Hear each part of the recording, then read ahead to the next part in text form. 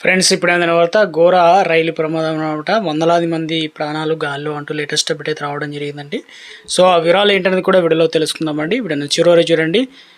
చూసిన ప్రతి ఒక్కరు కూడా ఒక లైక్ అయితే చేయండి. మిత్రులందరూ వీడియోని షేర్ చేసే ప్రయత్నం చేయండి. ఇక లేటెస్ట్గా ఏ చిన్న అప్డేట్స్ ఉన్నా గవర్నమెంట్ నుంచి ఇన్ఫర్మేషన్ అయితే మీకు అందించడం జరుగుతుందండి.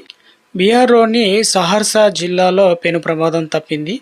సో ఏం జరిగింది ఏందన్నా చూద్దామండి. ఇక ఓ ప్యాసింజర్ రైలులో మంటలు చెలరేగాయి. 3 కోచ్లకు వ్యాపించాయి. అంటే ఒక కోచ్ నుంచి 3 కోచ్లకైతే అవి వ్యాపించాయి. అదృష్టవశాత్తు మంటలు చెలరేగక ముందే ప్రయాణికులందరూ రైలు నుంచి సురక్షితంగా బయటికి అందరూ రాగలిగారు.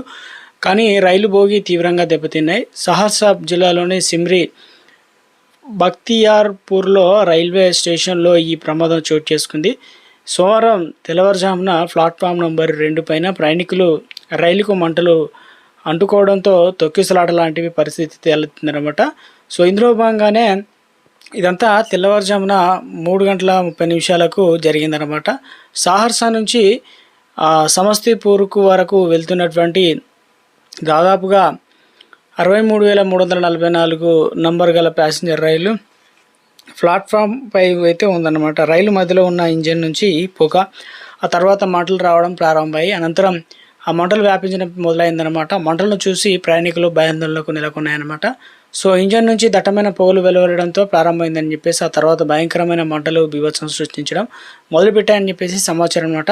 క్రమంగా ఆ మంటలు ఇంజన్ నుంచి 3 బోగీలకు వ్యాపించాయి. మంటలను చూసి రైలు లోపల బయట ఉన్న ప్రయాణికులు భయాందోళనకు గురయ్యారు.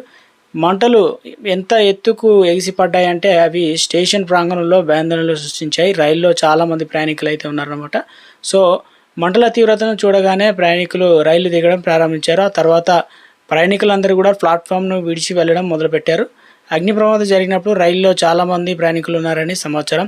అదృష్టవశాత్తు మంటలను పసిగట్టిన వెంటనే ప్రయాణికులందరూ కూడా రైలు నుంచి దిగిపోయారనమాట. చర్యలు చేపట్టిన అగ్నిమాపక దళం అనమాట. అగ్ని ప్రమాదం గురించి వెంటనే అగ్నిమాపక దళానికి సమాచారం అందించారు. సో అగ్నిమాపక బృందం వాహనాలతో అక్కడికి చేరుకుంది.